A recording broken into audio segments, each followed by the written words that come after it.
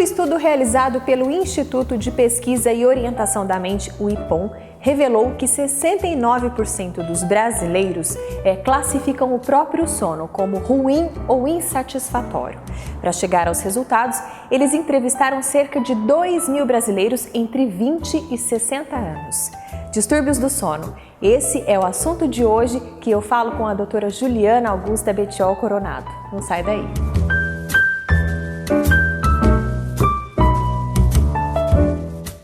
Infelizmente, as queixas são cada vez mais comuns em qualquer faixa etária. E para saber sobre a importância de uma boa noite de sono para a nossa saúde, eu converso com a doutora Juliana. Doutora Juliana, muito bem-vinda à TV Viena mais uma vez. Primeiramente, o que acontece quando dormimos? Olá, Maíra, é um prazer estar aqui com você na TV Viena. Enquanto dormimos, muitas coisas acontecem. Por exemplo, a consolidação da memória e a restauração de toda a função cerebral. É enquanto dormimos que o nosso cérebro ele faz a faxina em toda a rede neuronal. Então, as pessoas que têm dificuldade para dormir, para iniciar o sono, ou que não têm um sono reparador, vão ter problemas tanto com a memória, com a cognição, com a atenção e vão ter problemas também de outro âmbito psicológico. Dormindo, as células da glia, que são células que fazem, vamos dizer assim, a faxina do nosso cérebro, que vão limpar todas aquelas informações desnecessárias, ficando somente com aquilo que realmente é necessário. Enquanto dormimos, produzimos alguns hormônios, como a melatonina, o hormônio do crescimento, que é o GH, que não é só para o crescimento, e também para a manutenção do equilíbrio da massa magra e gordura corporal. Enquanto dormimos, produzimos grelina, leptina, que são hormônios responsáveis pela nossa saciedade, portanto, quem dorme mal e dorme menos tem uma tendência maior a ficar com problemas de peso, tem tendência maior a desenvolver diabetes. Então, enquanto dormimos, muita coisa acontece no nosso cérebro.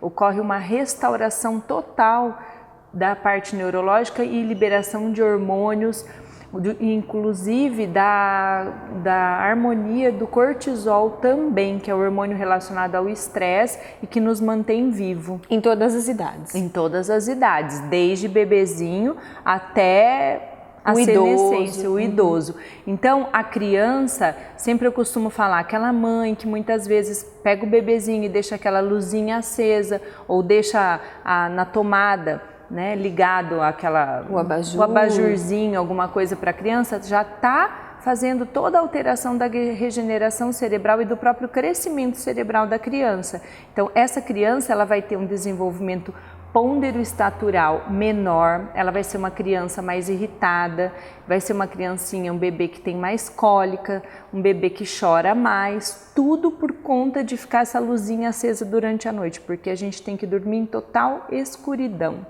para que haja essa regeneração cerebral. Sim, vamos além então, doutora, explica para nós e para os telespectadores que nos acompanham, como que é a arquitetura do nosso sono. Olha, muito interessante, né? Nós temos a arquitetura para a construção das nossas casas e o nosso sono, ele tem uma arquitetura também. Ele é constituído por duas fases, o sono não REM, onde a gente não tem o movimento rápido dos olhos, e o sono REM, que é da fase dos movimentos rápidos. O sono não REM, ele tem 4 fases. A primeira fase é uma fase onde há a real consolidação da nossa memória e começa-se a produzir a melatonina, que é o hormônio do sono, que é produzido na glândula pineal. E é nessa fase, que é aquela fase que você está na transição, que você não está nem dormindo nem acordado e que muitas vezes você tem contração muscular involuntária e que tem pessoas que têm a sensação que vão cair. Sim. Né? Que a gente tem aquela contratura. Esse é um sono superficial. Esse é um sono bem superficial. Aí a gente vai entrar na fase 2, onde você vai começar a aprofundar um pouquinho o sono, vai começar a diminuir um pouco a frequência cardíaca, os músculos começam a relaxar e, na verdade, o processo de consolidação da memória, ele continua. As fases 3 e 4 do sono não REM, que ele é dividido em 4 fases, é do sono bem profundo já, e onde a gente já vai ter a produção do GH, do hormônio do crescimento, e da leptina, que é o hormônio que vai dar a saciedade. Então aí já é uma fase mais profunda. Aí a gente vai aprofundar mais ainda e ir para o sono REM, que é o sono onde a gente tem os movimentos... Seria a quarta fase? Não, aí nós já passamos das 4 fases do sono não REM e vamos para o sono REM é a última sono fase. REM, que é a última fase. Isso vai acontecendo um ciclo ao longo da noite. O sono REM, a gente vai ter os sonhos, é quando a gente tem sonhos e quando a gente tem aquele movimento rápido dos olhos. E às vezes, mesmo dormindo com toda a musculatura relaxada, frequência cardíaca menor, às vezes por conta dos sonhos, dependendo se você tiver pesadelos, né, sonos ruins, você pode vir a ter até um aumentozinho da frequência cardíaca, né, depende do que está acontecendo. Mas a gente passar todas as noites por todas essas fases, ciclando essas fases do sono, dessa arquitetura, é fundamental. Eu costumo dizer que quem não sonha não aprofundou totalmente o sono. Muitas vezes, lógico, você acorda e você não lembra que você sonhou, mas é um sinal de que você aprofundou o sono, é você ter sonhos. Então isso é muito importante. Sim, e é claro que tudo isso está relacionado também à nossa qualidade de vida e essa qualidade do sono reflete na nossa pele, nos nossos hormônios também. Reflete em tudo, como eu disse. Se você durante o sono, você tem produção de 2 hormônios, melatonina, GH, leptina, grelina, né? São várias substâncias aí e a melatonina e o GH são fundamentais. O GH para uma criança até a idade dos 20 anos, né? O adulto, ele é importante para o crescimento. Já depois dos seus 20, 22 anos, onde você já não tem o pico da liberação do GH, a sua hipófise vai continuar produzindo GH, mas a importância é para a estrutura da pele, estrutura dos ossos, para manutenção da gordura corporal, massa magra e massa, né, de gordura corpórea. Quanto menos GH, mais gordura você acumula no corpo e menos tônus muscular você tem. E o GH também altera a parte comportamental. Quanto menos GH você tem, mais hesitante você é na sua tomada de decisões. Então, para cada alteração hormonal, você vai ter uma alteração comportamental. E, na verdade, se você não tem um bom sono, você vai ter alteração de outro hormônio, que é o cortisol. O cortisol é um hormônio, Maíra, que se ele não tiver em equilíbrio, ele acaba desequilibrando todos os outros hormônios do nosso corpo. Ele é um hormônio que, diante de uma situação de estresse, ele aumenta e depois ele volta a diminuir. Mas ele tem que aumentar durante a situação de estresse até para nos proteger. Só que um cortisol elevado o tempo inteiro, constantemente, sempre, isso vai fazer mal, porque vai chegar uma hora que as suprarrenais, que são as glândulas que produzem esse hormônio, vão entrar em esgotamento, em falência.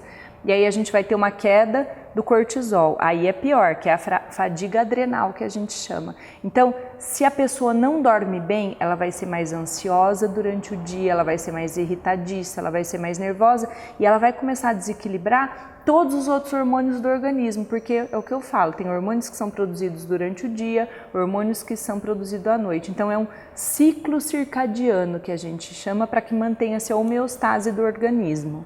Sim, para a gente finalizar, doutora, quais são as dicas para que a gente tenha realmente uma boa noite de sono?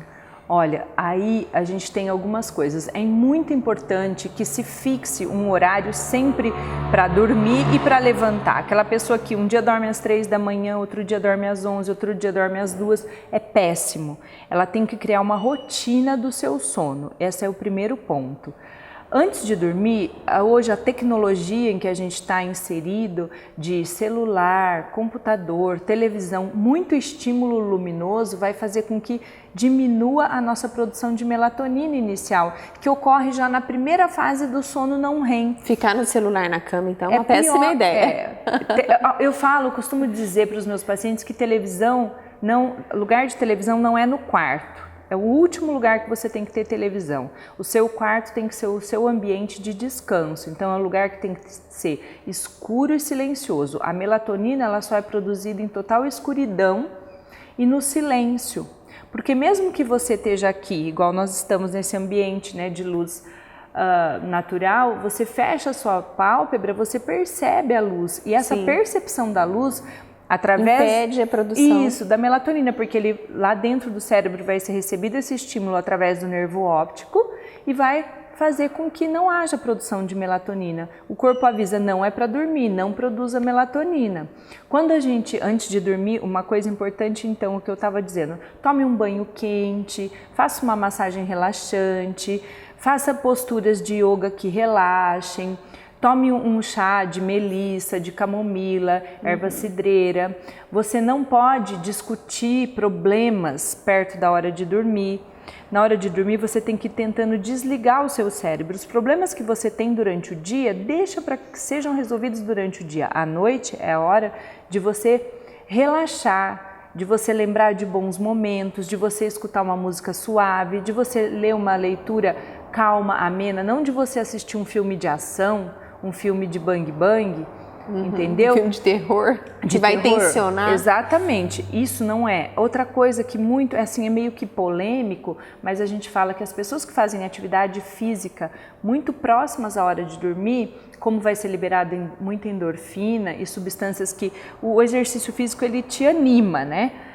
Então, aí ele vai te deixar mais estimulado e vai diminuir a produção inicial de melatonina, podendo atrapalhar o sono. Só que isso eu percebo assim, a gente vê que é muito individual, porque tem pessoas que fazem atividade física 8, 9 horas da noite e dizem que dormem super bem.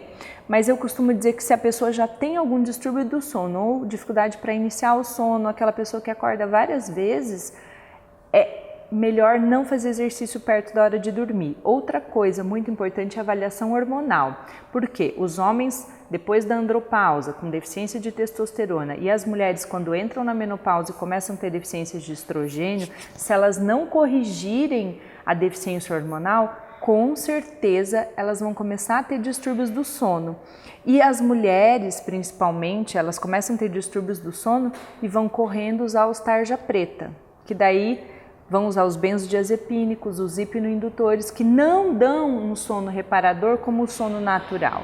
Então, é melhor você fazer uma reposição hormonal acompanhada pelo seu médico, tanto vocês mulheres quanto os homens na andropausa, do que vocês apelarem para os medicamentos tarja preta, que lá no futuro vão te aumentar o risco de uma demência de Alzheimer, de doença de Parkinson e outras doenças, porque até alteram toda a função cognitiva ao longo de muitos anos.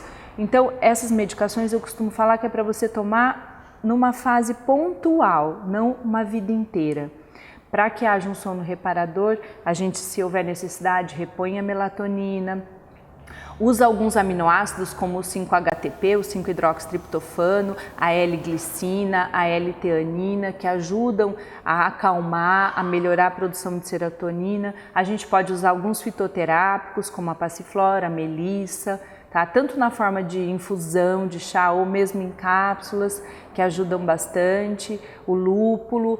E aromaterapia, que é interessante também, porque a lavanda, né, a essência de lavanda também, você sentir isso, o olfato, ele vai estimular os receptores GABA do cérebro, que vão acalmar o seu cérebro, então tudo isso é importante. E uma dica se você no meio da noite acordar para ir ao banheiro, deixa sempre uma lanterna ou uma luz vermelha. Porque se você acende o abajur, depois você vai ter dificuldade para voltar a pegar no sono. Então o que a gente fala é que a luz vermelha, ela estimula menos. Então pega uma lanterninha de luz vermelha, vai no banheiro, volta e volta a repousar. E também lembrar que os homens que têm problema com a hiperplasia benigna prostática, a Maíra, acabam levantando muito à noite para ir ao banheiro. O diabético descompensado levanta muito à noite para ir ao banheiro. Então também eu falo, uma das causas de distúrbios do sono, além de psicológicas, existem as causas físicas. Então, a gente tem que investigar e não simplesmente encher as pessoas de medicamento tarja preta achando que isso vai resolver. Tem que ser investigado para saber a causa. Sim. Doutora, muito obrigada mais uma vez pela sua participação na TV Viena. Obrigada a você, Maíra. Espero ter ajudado um pouquinho a esclarecer algumas dúvidas sobre o sono, que é um tema muito extenso. É isso aí. Se você tiver alguma sugestão, mande para contato@tvviena.com.br. TV Viena, você está aqui.